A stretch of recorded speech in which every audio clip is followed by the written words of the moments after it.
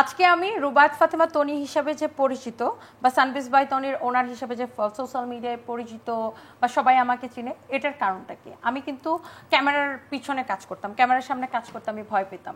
যখন আমি এরকম একজনের পর আমি না হলেও 15 থেকে 20 জন ব্র্যান্ড প্রমোটারের সাথে আমি কাজ করেছি। যখন আমি দেখতাম যে তখন আমি খুবই ছোট উদ্যোক্তা, জাস্ট আমার স্টার্টিং, ওই সময়টাতে আমাকে ডেট দিয়ে, ধরেন সে আমাকে 3টায় ডেট দিছে, এরকম ঘটনা আমার সাথে ঘটেছে।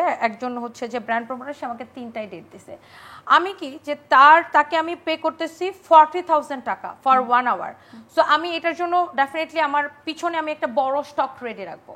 ধরেন তাকে দিয়ে এখানে আবার তাদের আরো একটা ঢং আছে যে আমি 12টার বেশি কাপড় দেখাইতে পারবো না 1 ঘন্টার মধ্যে, আমি 15টার বেশি দেখাইতে পারবো না, আমার গরম লাগে, আমার না, এটা তো নাম সহ বলা উচিত, কারণ ব্র্যান্ড প্রমোটার হলে সেটা আমাদের গায়ে শো করবে। তো আপনি আমাকে টাইম দিলেন 3টায়, আমি ধরেন আপনাকে 12টা আমি শাড়ি দেখাবো, সেই 12টা শাড়ি যদি আমি 100 পিস করে আমার স্টকে রাখি, তাহলে আমার 1200 পিস আমি স্টক করছি আপনার জন্য। এখন আপনি 3 দিন আমার ফোন ধরলেন না, আপনি চলে গেলেন অন্য কোনো ব্র্যান্ডের বড় কোনো মহারাজা বা বড় কোনো যারা টপ লেভেলের ব্র্যান্ড আছে তাকে প্রমোট করতে। কারণ আমি ছোট উদ্যোক্তা, আমাকে আপনি পরে করলেন অসুবিধা নেই, এরে তো ফালাই দিলে অসুবিধা নাই, এ তো আছেই। কিডলন বেবি কেয়ার প্রোডাক্টস, শিশুর যত্নে সারা বছর। তখন আমার কাছে, আমি যখন এরকম বারবার প্রতারিত হয়েছে, এটা কাইন্ড অফ প্রতারণা। আমি তাকে অ্যাডভান্স পে করে রাখছি, সে আমাকে টাইম দিয়ে ঘুরাইতেছে।